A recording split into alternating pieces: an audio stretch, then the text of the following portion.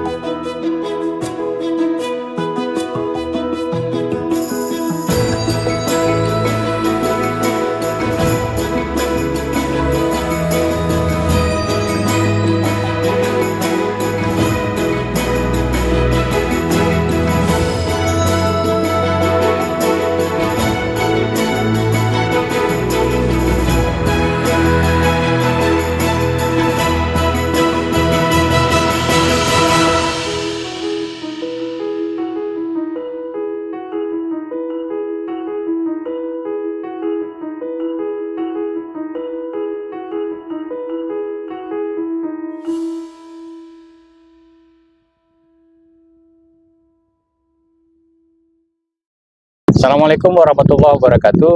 Sobat Ganti Jaringan, hari ini kita akan membahas mengenai tantangan bagi alumni beasiswa luar negeri.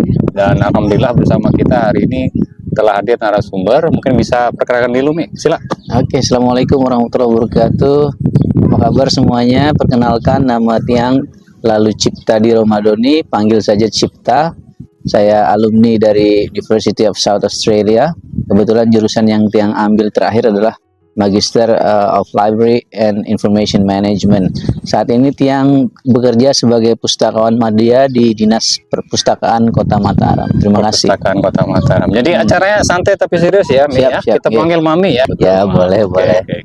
Mungkin dari flashback dulu ya, pengalaman dari Mami sendiri waktu mengikuti beasiswa itu seperti apa, mulai dari proses seleksi mungkin, kemudian menjalani di Australia itu seperti apa, mungkin bisa diceritakan. Oke, baik, terima kasih. Jadi untuk diketahui mungkin teman-teman yang sekarang sedang untuk sebagai scholarship hunter atau pemburu beasiswa, kebetulan saya mempersiapkan diri itu kurang lebih 3 tahun. 3 tahun ya? 3 tahun. Jadi awalnya memang saya tertarik dari sebuah postingan teman sebenarnya di Facebook. Jadi kebetulan dia juga dapat beasiswa yang waktu itu namanya ADS, Australia Development Scholarship. Kebetulan saya tertarik gitu nih, kita bisa kayaknya peluang untuk ke arah situ terbuka lebar karena kebetulan ada yang namanya GFA atau Group Focus Area, itu yang terdiri dari 5 provinsi di Indonesia, yaitu salah satunya Nusa Tenggara Barat, kemudian ada juga NTT, Papua Barat, dan Aceh. Jadi kelima provinsi tadi itu diberikan semacam kuota gitu setiap tahunnya untuk dapat memberangkatkan pelamar beasiswa. Dan kebetulan sebelumnya itu ada yang namanya program ELTA. Ya, English Language Training Assistance. Nah, jadi dia memilih 30 orang yang terbagi menjadi 2 kelas. Jadi satu kelas itu 15 orang. Kita diberikan kursus selama 3 bulan, ya, kursus gratis, ditambah uang saku dan transport. Jadi lumayan menarik, dan di akhir masa kursus itu kita diberikan tes IELTS gratis. Dan itu diberikan oleh tutor-tutor yang memang juga alumni AS, sehingga kita dibantu juga untuk aplikasi online-nya, dibantu juga untuk membuat CV, kemudian menjawab pertanyaan-pertanyaan yang sesuai dengan apa ya, bisa dibilang pas lah gitu jawabannya, antara pertanyaan nyambung gitu, terutama juga secara grammar dan seterusnya. Kemudian yang lain-lain yang saya rasakan adalah komunikasi sama teman-teman atau alumni yang sudah berhasil atau menyelesaikan studi di luar. Kita juga sharing bersama. Kebetulan juga ada grupnya baik di Facebook, di Instagram maupun di WA ya, WhatsApp grup. Jadi kita bisa tanya-tanya langsung. Bahkan kalau mau kopi darat juga ada waktu itu. Ketika Elta kita undang gitu, mereka datang, kita bebas nanyain masalah apa aja dari A sampai Z begitu. Sehingga lebih apa ya? Jadi persiapan kita juga jadi lebih matang. Tetapi terus terang dari semua itu hanya sekitar yang tiang rasakan 30%. Apa yang kita alami ternyata ya nggak sama antara yang mereka alami dengan kita, sehingga kadang-kadang juga apa ya, ada sedikit perbedaan gitu antara yang mereka dapatkan dengan yang kita alami langsung gitu. Ya alhamdulillah dari situ akhirnya secara administrasi, kemudian secara apa ya, aplikasi persiapan untuk IELTS, ada juga yang namanya PDT, itu semuanya kita rangkum dalam jangka waktu 3 tahun itu. Alhamdulillah akhirnya dalam sekali, ibaratnya sekali coba langsung dapat gitu ya, alhamdulillah. Termasuk beruntung ya? Termasuk beruntung. Percobaan pertama langsung ya, ya? Alhamdulillah. Oke, kalau terkait dengan beasiswa sendiri, yang luar negeri ini kan banyak macamnya ya, Mi ya. Nah, ada yang biaya apa, yang sponsor dari pemerintah, ada juga yang disponsori oleh pemerintah luar negeri. Nah, seberapa besar sih sebenarnya tanggung jawab seorang alumni itu untuk mengimplementasikan keilmuan ataupun ide-ide ataupun konsep yang mereka dapatkan selama mengenyam pendidikan dulu ke Indonesia? Apakah ada tanggung jawab seperti itu secara moral ataupun secara tertulis mungkin? Baik, kalau di kasus yang saya alami memang pada saat kita mengisi aplikasi online itu ada pertanyaan seperti itu. Ada ya, ada. Jadi ya, sebelum kita mendapatkan beasiswa, selama kita menjalani beasiswa, dan setelah kita menyelesaikan studi dan kembali ke Indonesia, kembali ke institusi kita, ke daerah kita, apa yang akan Anda lakukan gitu, apa yang bisa Anda perbuat, itu terangkum semua dalam aplikasi online kita dan dipertanyakan juga ketika sesi interview. Tetapi memang ketika kembali itu memang secara moral ya, tidak artinya tidak yang wajib 100% kemudian itu, apakah tinggal kitanya gitu, kita pribadi bisa enggak gitu menyesuaikan antara apa yang sudah kita ucapkan dengan apa yang kita lakukan setelahnya gitu. Tetapi memang pengalaman tiang pribadi ada sedikit bisa dibilang tricky gitu ya. Jadi memang tricky. Jadi nggak semudah yang kita ucapkan di awal, karena memang kan yang di aplikasi online kadang-kadang seperti utopia gitu ya, mimpi gitu. Nah, ketika kita terbangun dari mimpi, kita tersadar ternyata kenyataan juga belum tentu linear gitu dengan apa yang kita niatkan di awal. Sehingga yang bisa kita lakukan adalah meluruskan niat. Kita lanjut nih ya untuk pertanyaan berikutnya. Ini yang paling menjadi concernnya, bukan concern sih sebenarnya, banyak menjadi stigma bagi teman-teman yang lulusan luar negeri ketika kembali ke Indonesia. Ada semacam kecenderungan mereka tidak mampu untuk mengimplementasikannya karena menemukan banyak barrier seperti yang disampaikan tadi. Mimpi-mimpi yang sedemikian indah yang didapatkan di luar negeri ketika coba diterapkan di Indonesia menemui banyak kendala. Kalau dari perspektif Mami sendiri, hal seperti itu apakah lumrah terjadi ataukah memang apakah itu memang muncul dari personalnya atau memang karena sistem di Indonesia yang tidak ideal untuk tumbuh kembangnya ide-ide seperti yang kita dapatkan selama pendidikan di luar negeri? Jadi kalau menurut Tiang memang semuanya blend in gitu. Artinya dari sisi personalnya juga ada, kemudian dari sisi sistemnya juga ada, kemudian juga dari situasi dan kondisi alam ya, bisa kita dibilang begitu. Itu semuanya berpengaruh. Tetapi ada sedikit kalau kita bisa bilang kontemplasi mungkin ya. Yang kita dapatkan di sana memang tidak sepenuhnya bisa kita lakukan di sini karena memang perbedaan sistem dan ingat juga bahwa kalau di luar mungkin hal-hal yang tadinya bisa dibilang dianggap tabu di Indonesia, di luar mungkin tidak. Sebaliknya seperti itu. Jadi ada kontradiktif lah seperti itu. Ya, Tapi dari segala ada aspek kita berbeda ya. betul, antara ada di dalam hal-hal dan yang memang belum cocok mungkin. Mungkin butuh waktu lah, beberapa waktu ke depan. Tetapi tidak mungkin kita berpikir yang terlalu negatif ya. Artinya ada juga beberapa hal seperti contoh yang paling terasa adalah disiplin waktu. Artinya dari sisi planning, kemudian dari sisi implementasi itu semua harus ada runtutan yang jelas gitu dan tegas. Nah, mungkin kalau dari sisi itu secara pribadi ada yang bisa kita lakukan, tetapi kemudian kalau menemui kendala atau barrier, nah ini dia. Kita harus punya yang namanya semacam jurus gitu ya. Bagaimana nih mengakalinya. Nah, itu yang tidak diajarkan selama kita kuliah di luar gitu. Kemudian juga yang lain adalah by system ya. By system memang di kita artinya kalau dari sisi background pendidikan, kemudian personalnya juga, kemudian kepribadian juga segala macam. Kalau di luar mungkin memang sangat-sangat berpengaruh terhadap perkembangan karir. Tapi kalau di kita, mohon maaf mungkin ya kekuatan orang dalam terutama juga. yang ASN ya, terutama yang basicnya Artinya ASN. ya itu dia. Basicnya ASN mungkin ada hal-hal atau faktor X yang dibutuhkan untuk melanjutkan karir ke depannya. Nah, terkadang kan ya alumni lulusan luar negeri ini kan orang memiliki ekspektasi yang sangat besar ya. Terutama mengingat ini kan proses seleksinya sangat ketat. Ya, ya. Dan tidak sembarang orang juga yang diterima untuk bisa melanjutkan pendidikan. Nah, tentunya dengan ekspektasi sebesar itu ketika kembali ke tanah air tidak sesuai dengan harapan mereka, tentunya ada sedikit kecewaan ya, Mi ya? Ya, kecewaan.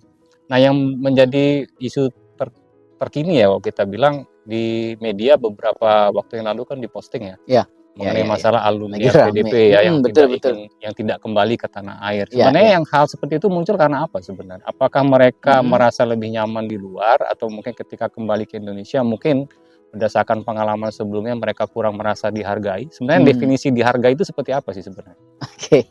Nah, ini juga menjadi sebuah fenomena ya yang cukup viral kemarin.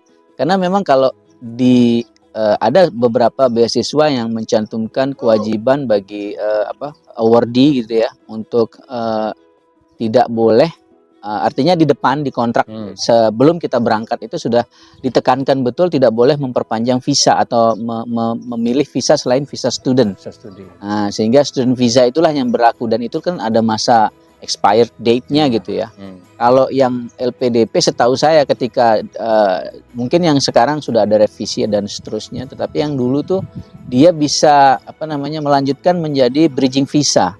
Kalau LPDP karena tidak ada kewajiban mereka untuk segera kembali karena kan visanya bukan dari pemerintah setempat gitu yang mengeluarkan, artinya dia harus mengajukan dulu. Nah, itu ada celah di situ yang membuat mereka bisa saja tidak kembali atau ada juga pilihan yang ASN, mereka justru mengambil pilihan untuk CTLN dulu, cuti di luar tanggungan negara. Kemudian dia bersedia mengembalikan beasiswa semua dana yang sudah diberikan oleh sponsornya dan kemudian mengajukan pensiun dini. Tapi kembali lagi itu adalah pilihan dari masing-masing personal. Artinya memang dari sisi kalau pengalaman tiang pribadi, ya penghargaannya, rewardnya yang memang berbeda. Kalau di luar kan kita misalkan reward ini seperti apa? Rewardnya apakah dari segi materi atau mungkin apresiasi? Karena kan hal seperti ini kan bukan muncul sekarang ini ya. Kita beri contoh lah seperti almarhum Presiden kita B.J. Habibie sangat kesulitan sekali menerapkan segala ide-idenya ketika balik ke Indonesia gitu. Dan terakhir ini ada mobil listrik, mungkin juga mengalami hal yang sama. Sebenarnya definisi dihargai itu seperti apa sebenarnya? Jadi mungkin yang pertama adalah dukungan sosial secara sistem. Artinya dari orang-orang lingkup sekitar, kemudian dari pemerintah, baik dari tingkat paling rendah bahkan dari tingkat kelurahan misalkan ya, sampai dengan tingkat nasional itu kan ada bentuk-bentuk support yang harusnya berjalan, tetapi ternyata kalau di Indonesia mungkin tergantung kondisi juga ya. Mungkin ada beberapa yang betul-betul didukung, tetapi sekali lagi kekuatan anggaran kita juga mungkin yang masih belum berpihak ya pada beberapa bidang yang memang belum menjadi skala prioritas. Itu dia menjadi kendala utama. Kemudian yang kedua, selain dukungan secara moral dan material gitu ya, yang berikutnya adalah kondisi lapangan kerja gitu loh. Jadi ekosistem kerja itu kadang-kadang kan kalau menurut saya apalagi di ASN, mohon maaf mungkin sedikit agak monoton. Nah, itu mungkin yang membuat kurangnya adanya tantangan dari gitu tahun loh. ke tahun itu Dari tahun ke aja tahun ya. betul. Jadi mungkin kalau pengalaman Tiang ketika bekerja di luar itu, dia kan anggarannya itu berlaku 3 tahun berturut-turut. Nah, sehingga ada continuity gitu loh. Ada ruang untuk menambah atau mengurangi gitu loh anggaran yang ada. Sehingga lebih mudah, lebih fleksibel. Nggak seperti kita yang memang berlaku setahun, tetapi kalau kita tilik kembali itu hanya berlaku 9 bulan 9 gitu bulan. anggarannya. Karena masih ada proses untuk pengesahan anggaran dan seterusnya. Ya, itu juga yang complicated sekali ya kalau di pemerintah. Jadi implementasinya. Kalau Mami kan tadi bicara dalam perspektif seorang ASN. Nah, bagaimana dengan yang non ASN misalnya, yang mengenyam pendidikan di luar negeri, ketika kembali dia coba terapkan ide-ide yang kok nggak bisa berjalan. Sebenarnya hal semacam itu munculnya karena apa ya? Mungkin ada pengalaman dari alumni sesama alumni Australia yang non ASN mungkin pernah berhasil atau semacam success story lah. Ya, oke. Ada beberapa memang yang saya temukan, artinya gini, memang 50-50 ya. Ada yang berhasil gitu, ada yang mentok. Nah, kalau yang berhasil mungkin bisa dibilang dosisnya memang yang short to mid term gitu. Jadi dari yang jangka pendek dan menengah tuh berhasil. Karena memang mungkin dirasa karena ada durasi pemerintahan, katakan 5 tahun kita kan. Politik kan setiap 5 tahun. Jadi kalau yang kelihatan langsung itu biasanya cepat. Tapi kalau yang long term ntar dulu gitu. Karena ini yang mungkin saya rasa agak kurang gitu. Padahal kan secara logika ya ASN, maaf ya, yang alumni lulusan luar negeri ketika kembali berstatus ASN, dia kan disupport oleh anggaran yang besar. Berbeda dengan misalnya non ASN yang tidak memiliki support anggaran. Sebenarnya gapnya ini ada di mana sebenarnya? Mungkin karena jurusan yang diambil ketika coba diimplementasikan di Indonesia tidak memiliki kesinambungan, tidak memiliki tidak mes dengan kondisi di lapangannya. Mungkin dulu pada saat dia mendaftar sangat muluk-muluk sekali, mencoba apa yang ada di luar negeri, ketika balik lo nggak cocok, kemudian disalahkan sistemnya. Itu semacam itu gimana? Boleh jadi bisa seperti itu. Memang disitulah tentang yang saya bilang tricky tadi di depan, di situ dia. Jadi terkadang yang kita harapkan, yang kita mimpikan itu belum tentu sesuai dengan kenyataan di lapangan. Jadi kita ibaratnya dibangunkan dari tidur gitu. Sehingga memang apa yang kita temukan di lapangan, walaupun memang disupport oleh anggaran, tapi kan nggak selamanya bicara tentang uang. Reward juga berpengaruh karena terkadang ada semacam yang bilang bahwa saya nggak butuh orang pinter, saya butuh orang kerja. Nah, ini juga yang gitu jadi pengalaman Tiang sendiri juga itu ada seperti itu ya, bicara gitu ya. Padahal kan orang pintar belum tentu nggak kerja gitu. Orang kerja jadi juga belum ASN tentu nggak dibutuhin yang pintar ya. Mungkin saya nggak berani bicara seperti itu juga ya. Tetapi kita harus realistis juga karena memang ternyata segala hal itu membutuhkan yang namanya kecerdasan emosional dan kecerdasan spiritual dan seterusnya gitu ya. Kalau bahasa Sasak bukan hanya amal jariah tapi amal jerih juga ada. Artinya ketika sudah mencoba, tetapi kemudian mengalami reward atau ya bisa dibilang penghargaan yang kurang, ya kita bisa memilih atau meluruskan niat kembali bahwa mungkin memang bukan saat yang tepat atau bukan pada the right man and the right place and the right time. Jadi mungkin ada sesuatu yang something wrong di situ gitu, sehingga kita harus berpikir ulang, kita harus meluruskan niat kembali supaya mungkin kalau enggak di sini lalu apa? Ya kita memang kalau di luar kan kita dibiasakan untuk mempunyai yang namanya critical thinking dan rasionalisasi atau rasional. Jadi apa yang yang seperti yang saya sebutin tadi, planningnya seperti apa, implementasinya seperti apa, dan setelahnya juga apa, itu dievaluasi terus gitu. Sehingga kalau di sini disupport juga ya. Nah itu dia. Kalau di kita kan kadang-kadang baru tahap ini sudah dijatuhkan ya. Iya, dari rencana aja udah berubah terus gitu sepanjang waktu, sehingga membingungkan kita juga yang bekerja di lapangan. Akhirnya ada perasaan mungkin nggak bisa gaspol gitu. Jadi agak ngerem dikit gitu ya. Ya itu dia. Trikinya di situ. Sebenarnya kalau dari pandangan Mami ya, ketika seseorang mengenyam pendidikan di luar negeri, lebih baik balik ke Indonesia apa enggak sih sebenarnya? Kalau kita bicara konteks dihargai atau tidaknya. Kalau sekarang mungkin enakan di luar ya. Lebih di luar ya, lebih enak di luar ya. Iya. Kenapa?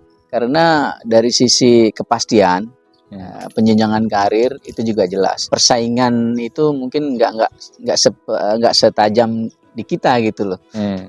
Dari sisi itu mungkin kalau dari pendapat saya pribadi ya. Tapi sekali lagi kalau misalkan kita berniat untuk membangun negeri gitu ya tentunya kita harus kembali dan mengimplementasikan apapun yang bisa kita lakukan dari hal kembali kecil. itu nanti akhirnya juga tidak dihargai. Iya itu dia. Itu Kita sudah tahu resikonya kan. Artinya memang tidak selamanya yang diniatkan di awal tuh bisa jadi kenyataan gitu.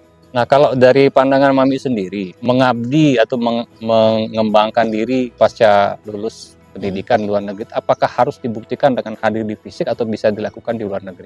Kan bisa saja misalnya lulus di luar negeri kemudian melanjutkan pekerjaan di sana sambil misalnya mencari sesuatu yang bisa dikoneksikan dengan ekonomi atau apalah yang sektor yang ada di Indonesia.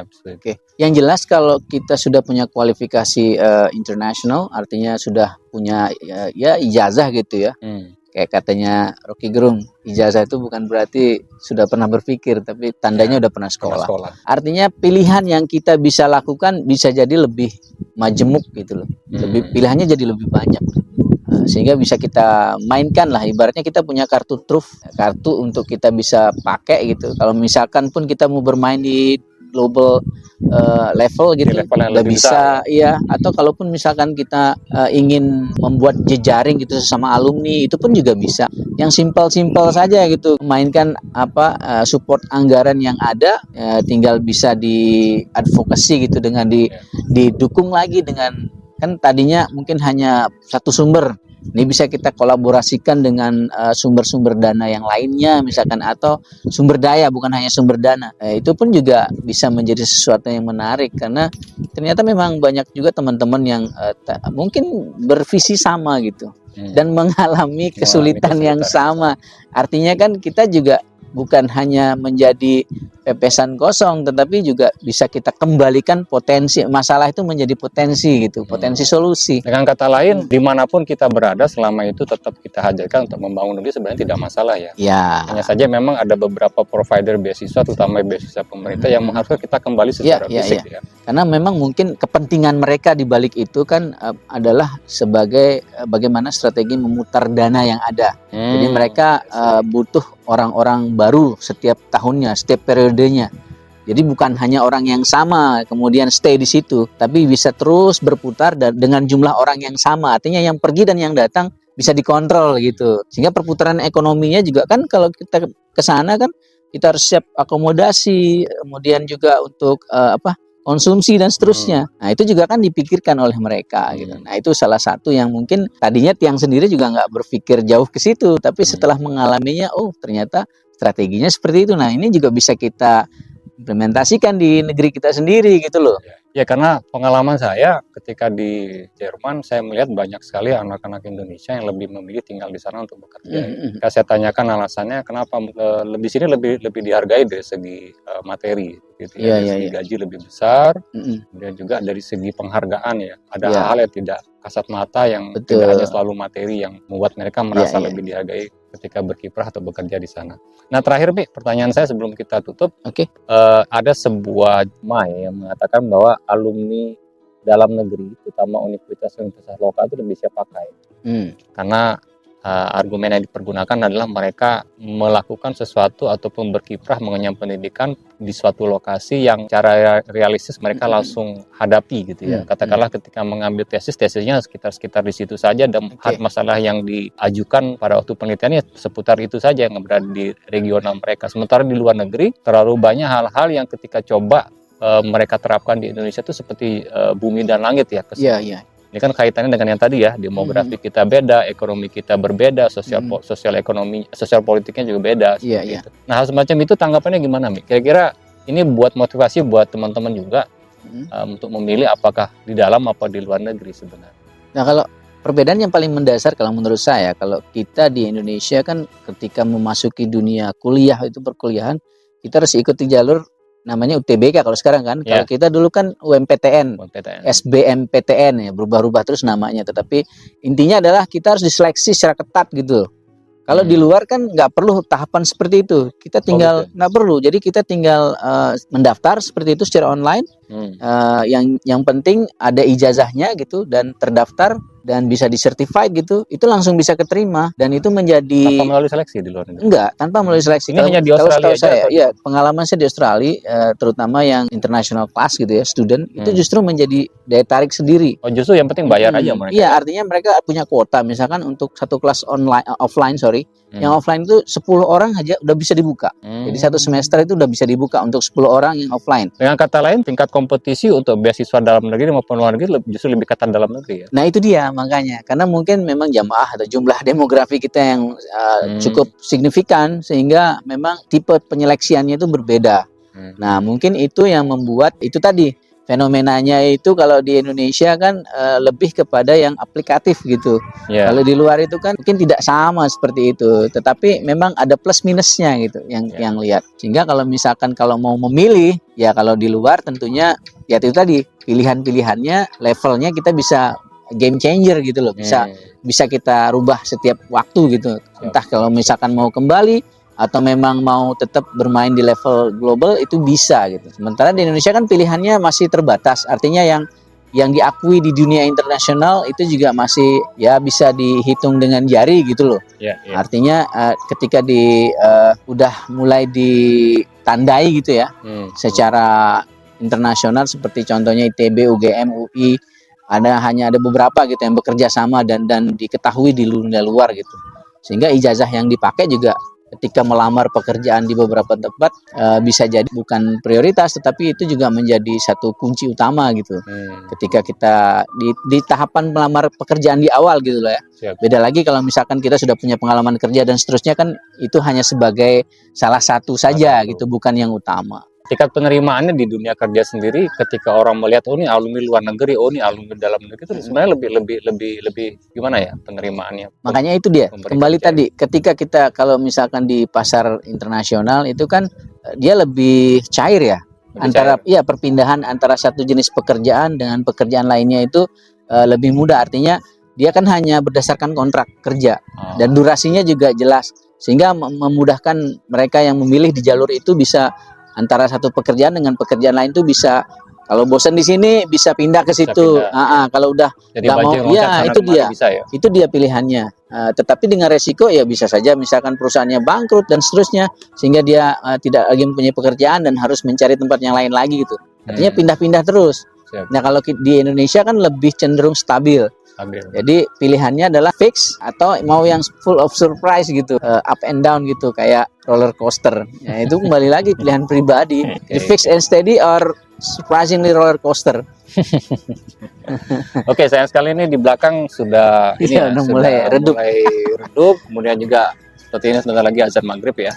Demikian podcast kita hari ini. Jangan lupa untuk like, komen, dan share. Linknya ada di bawah ini. Sampai ketemu lagi pada episode ganti jaringan berikutnya. Wabillahi taufiq wal hidayah. Wassalamualaikum warahmatullahi wabarakatuh.